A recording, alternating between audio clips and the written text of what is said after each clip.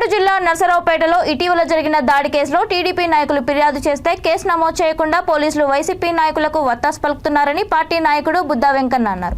నర్సరావుపేటలో జరిగిన విలేకరుల సమావేశంలో ఆయన మాట్లాడుతూ సుబ్బారావు అనే వ్యక్తి పీడీ యాక్ట్ పెట్టారని, దమ్ముంటే తనపై పీడీ యాక్ట్ పెట్టి జైలుకు పంపించాలని సవాల్ విసిరారు. ఒకసారి వైసీపీ ఓడిపోతే అది కనుమరుగైపోతుందని వ్యాఖ్యానించారు.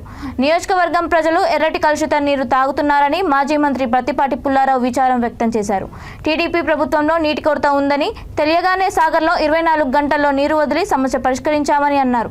నర్సరావుపేట నియోజకవర్గంలో ఎమ్మెల్యేలు అరాచకాలు ప్రశ్నిస్తున్నందుకే టీడీపీ దళిత నేతలపై దాడులు చేస్తున్నారని ఆరోపించారు. రాష్ట్రాన్ని ముఖ్యమంత్రి జగన్మోహన్ రెడ్డి నాశనం చేస్తుంటే నియోజకవర్గాలను ఆయా ఎమ్మెల్యేలు భ్రష్టు పట్టిస్తున్నారని ధ్వజమెత్తారు.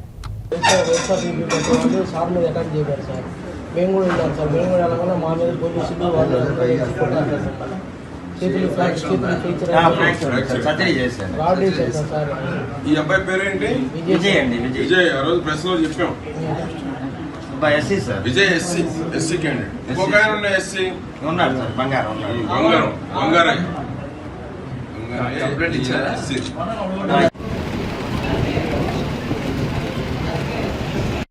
ఈరోజు నరసరావుపేటలో ఏదైతే తెలుగుదేశం పార్టీ వాళ్ళు మీద దాడి చేసి మళ్ళీ వాళ్ళ మీదే కేసులు పెట్టడం కాక మరో 19 మంది మీద కేసులు పెట్టడానికి పోలీస్ వ్యవస్థ చూస్తుంది.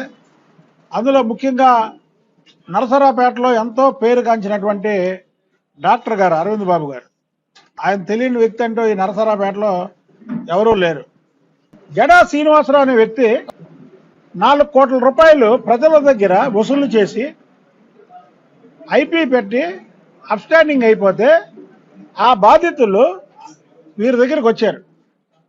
ప్రజా సేవలో ఉన్నటువంటి వ్యక్తులు ఎక్కడన్నా ప్రజలు లాసిపోతే వాళ్ళకు అండగా నిలబడడం అనేది ప్రజాసేవకుల లక్ష్యం.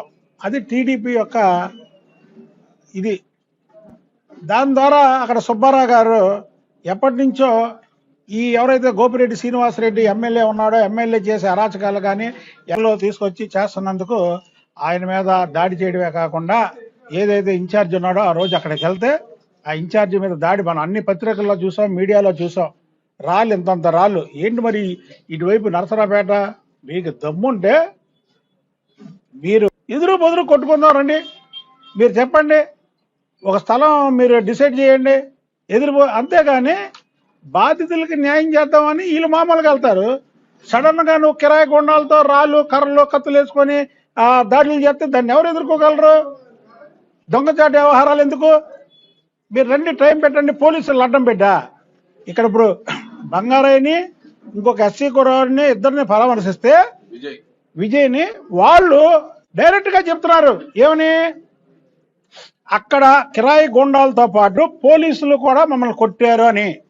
వాళ్ళు ఎంత బలంగా ఉన్నారు, అదే బక్క ప్రాణాలే చచ్చిపోతారు ఆ దెబ్బలకి. ఆ బలంగా ఉండబట్టి వాళ్ళు బతికారు, అలా ఉన్నారు. బక్క ప్రాణాలు అయితే చచ్చిపోయేవాళ్ళు.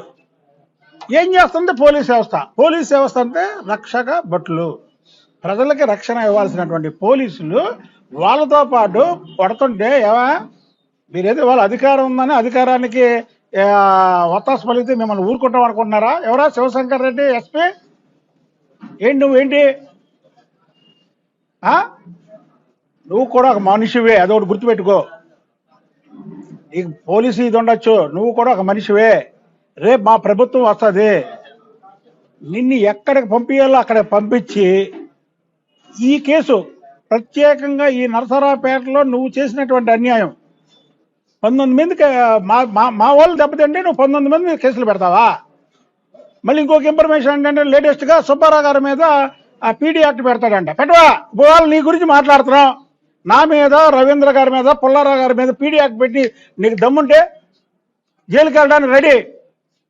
ఎందుకంటే ఇక్కడ ధైర్యం ఇవ్వడానికి మేము మాట్లాడుతున్నాం. ఇవాళ ప్రజలకి ధైర్యం ఇవ్వడం. నువ్వు సుబ్బారావు గారికి పీడీ యాక్ట్ పెడితే డాక్టర్ గారి మీద పెట్టు, నిన్ను తిడుతున్నా నా మీద పెట్టు, రవీంద్ర మీద పెట్టు, పుల్లారావు గారి మీద పెట్టు.